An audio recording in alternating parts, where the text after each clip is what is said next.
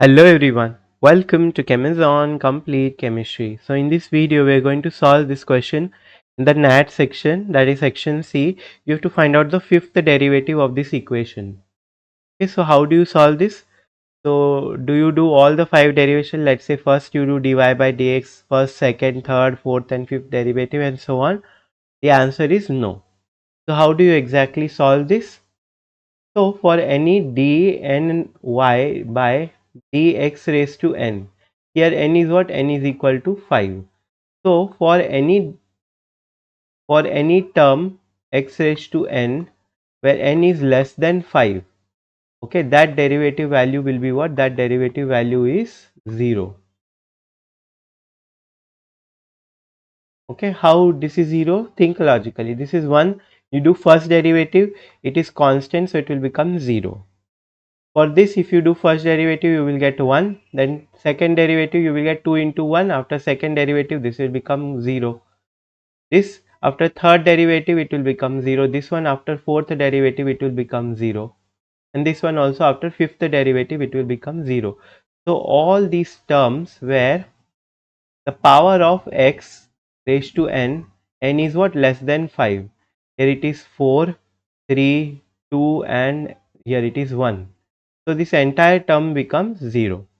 So basically what you have to do here is you have to find out that d5y by dx square of only the term, dx raised to 5 for only the term that is equal to 5. Okay, that is 3x raised to 5. 3 is constant, you can take it outside. So d5 by dx raised to 5 of this term, okay, x raised to 5. Now this, for this derivative, this again you don't have to do first, second, third, fourth, fifth derivative and so on. How can you solve this?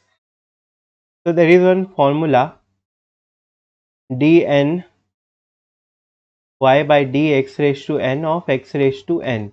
For this there is a formula n factorial. Okay, here n is equal to 5, right? So for this derivative term, 3 multiplied by 5 factorial, that will be the answer. What is the meaning of 5 factorial? 5 factorial means you start from 5 and multiply it up to 1. 5 into 4 into 3 into 2 into 1. Like suppose what is 2 factorial? 2 into 1. 3 factorial? 3 into 2 into 1, like that. 4 factorial will be 4 into 3 into 2 into 1, like that and so on. So here it is 5 factorial, you start from 5. So just multiply this. Okay, 5 fours are 20. 23s are 60, 62s are 120. 120 into 1 is 120, multiply by 3, 120 multiplied by 3 will be 360.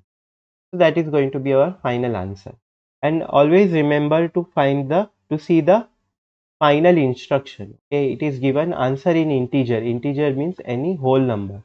There should be no decimal.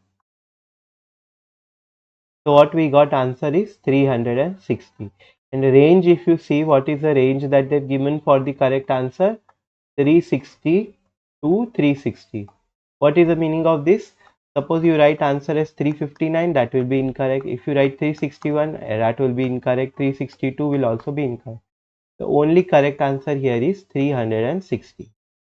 Okay, so in this way you can solve this question. Okay, I hope you have understood the solution. Thank you.